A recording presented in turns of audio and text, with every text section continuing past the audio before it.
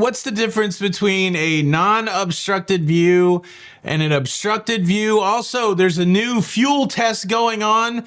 And did you hear about the 80-year-old couple that got left behind? Shame, shame, shame. Cruise news and my views. Let's talk about it.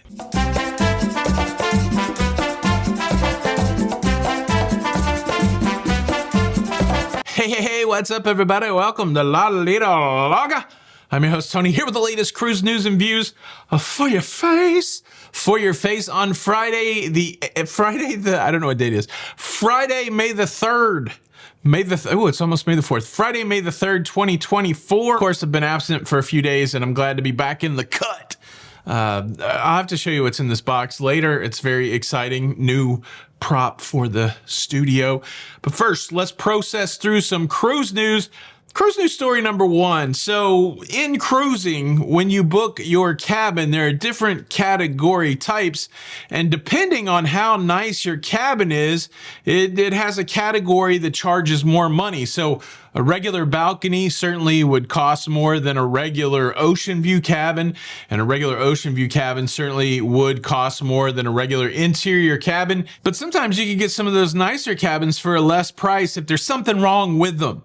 Something wrong, like it's under the nightclub or it's at the very front of the ship, or in the case of a balcony, if the view is obstructed. Well, there's a lady who took to TikTok who booked a regular balcony, not an obstructed view balcony, and she is none too happy because she felt like her view was obstructed.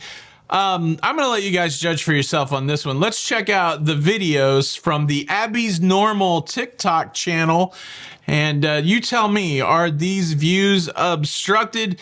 Here's the first video. She rolls the video. It's nighttime. And essentially what she's saying in the narration of the video is, my balcony view is obstructed. I cannot see the ocean from here. What the heck is going on? And on that video, she got some pushback. People are saying, well, I can't see any kind of obstruction. What's the dealio? So she made a follow-up video saying, look, the first video was dark. Let me show you the obstruction. The rail. She's talking about the rail that goes all the way around the cruise ship. She's saying that she's saying that she did not think she was going to have an obstructed balcony, and well, this balcony is obstructed because of that rail. Oh, Abby, dear Abby, that's a stretch. I don't know. I've cruised in several obstructed view balconies, and normally the obstruction is at a lifeboat or, some sort of machinery, a winch, not the barmaiden type, but a winch for the lifeboat. What do you think? Does Abby have a leg to stand on? Is her view obstructed, or is this much ado about nothing? Leave a comment below. Cruise news story number two, an interesting story coming out from Holland America Line saying that they're going to start testing biofuels on their Norwegian World Heritage Fjords cruise in 2024. And you may be asking yourself, what is biofuel? Well, it's fuels that are made from fats, oils, and grease, primarily garnered after food processing or food stock processing. Is supposed to significantly decrease the amount of greenhouse gas emissions. And so, yeah, the cruise ship MS Rotterdam, before it left Rotterdam in the Netherlands, they fueled up with the cooking fats, and now they're doing their cruise. They're going to get more of it as they travel down through the UK. And look, from my perspective, I am all for it. One of the biggest knocks against the cruise industry is their environmental footprint. And so, look, there's some discussion whether it's all smoke and mirrors to appease those that are upset about greenhouse gases. But then I've also talked to people that are in the cruise industry that work for cruise lines that say, hey, no, look, we actually do care about this and we want to improve our environmental footprint. And so either way, as long as it's benefiting the cruise industry, I say big thumbs up. And then, of course, there is the bonus benefit of using biofuel on your cruise ships. It smells like chicken McNuggets, which I like that, chicken McNuggets. And look, I don't think you're going to get this chicken McNugget cruise insight from anybody else. So the next time a cruise ship sails past you and it smells like your favorite fast food restaurant, go, oh yeah, that's what Big T was talking about. Yeah, good for Holland America. I hope these tests work out well. It's a more sustainable fuel. It's easier to acquire. And, you know, like I said, I'll eat a chicken McNugget or two so we can fuel a cruise ship. Let's start a movement. A 10-piece McNugget for a free cruise. Let me ask you this. How come when you go to McDonald's and you get a 10-piece chicken McNugget, they will give you 2 hot mustard sauce or any other sauce of your choice? 2. But then say you get a 20-piece chicken McNugget and you're only allowed to get 3 sauces. Now, look, I stopped studying math in college years ago. I did do some calculus, stuff like that, but what kind of funky math is it that for 10 you get 2, but 20 you only get 3, and if you want 4, you got to pay extra? This is what worries me about this biofuel. Do you reckon that if they're using the biofuel, they're going to limit the amount of sauces you can get at the buffet? Hey, honey, the fat guy's talking about food again. What? Leave a smart comment? Okay, hold on. Let me think. No, get put. Oh, I got it.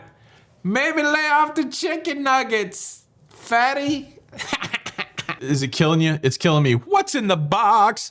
Let's open up this box. Wow, this is so well packed. So the other day, I was talking about what lanyards mean. If you're wearing a lanyard with your cruise card, does that mean that you're trying to be hoity-toity and show off your status symbol? And then during that story, I included a picture of a famous cruising couple, and that picture led me to do a search to see if that famous cruising couple was represented in a way that I could show it on the shelf, and they were. And so right in the middle of editing that show, I was like, okay, Amazon, send this to my house. Let's see if I can, there's multiples here. I'll just show you the one that I was talking about. Let's see if you recognize this gentleman. Oh, it's from Funko. Wow, this is so well packed. Kudos to the person. This didn't come from Funko. This came from Amazon. If you just sit right back, you'll hear a tale of a Funko man. Tale of Thurston Howell III. That's right, I grabbed the Gilligan's Island Funko Pops. The real question when it comes to Gilligan's Island, who would you rather see? Ginger or Marianne? Gosh, I'm feeling a little glamorous. I think let's look at Ginger, and then the rest of them you'll just have to see when they're on the set behind me. Ooh la la! Look at this, Ginger Grant. Very cool. Look, I also picked up the complete Gilligan's Island DVD series. Anybody else have low impulse control? I do think they'll look good on the set back there. That's the Gilligan's Island, but now I got to tell you about this 80-year-old couple that got left behind by Norwegian Cruise Line. But before I do that, let me quickly invite you to subscribe. If you like staying up to date with everything that's going on in cruising, please consider subscribing with the notification bell on. That way you don't miss out on any of these episodes. Well, here's the story. A couple of experienced cruisers, 80 years old. They've cruised a lot. They were on the Norwegian Viva down in Granada. And well, they got left behind. There's no time to change your mind. The ship is gone and you've been left behind. Shout out Ludacris. Yeah, they were late coming back from a private excursion. They said they telephoned one of their shipmates and told them that they would be back, but a little late. And when they arrived at the cruise port, the ship had set sail. And they were like, it ain't right. It ain't right. We were at a previous cruise port and they didn't leave on time. And we were at another cruise port before that and they didn't leave on time. But today, apparently, they left on time. And well, they're mad. They're mad and they're blaming Norwegian Cruise Line, saying they don't have any, they should have waited for us. We could have been there, but we were only 10 minutes late. Now, Norwegian Cruise Line said they were later than 10 minutes late, and Norwegian Cruise Line said we had to leave at 6 o'clock. So, yeah, it's just another one of those stories. It goes to show you, no matter how many times you cruise, you're not exempt from the ship leaving you. Just because you think the ship should wait for you, they will not, unless you are booked on a cruise ship excursion, which normally comes with the guarantee that they will wait for you or get you to the next port of call. But if you are not with a cruise ship excursion, you're on your own. On my own. You're on your own, and the ship will leave you behind. I don't know. What do you think? Should the cruise ship wait for everybody, or should the cruise ship move on? I think we all agree on the answer. The cruise ship should move on. I feel bad for these folks, but I think all's well that ends well. They've gotten reconnected to the cruise ship, and now they have a crazy story to tell. A cautionary tale. Don't miss a cruise ship. How about that? Did you see the video I did recently about the pier runners? Make sure you check that out next. Thanks for watching the show. Hit the like button. Tony for La Lido Logan. Until the next time, we'll see you on the Lido. Did I point it the right way? I don't know. Bye. Cruise News.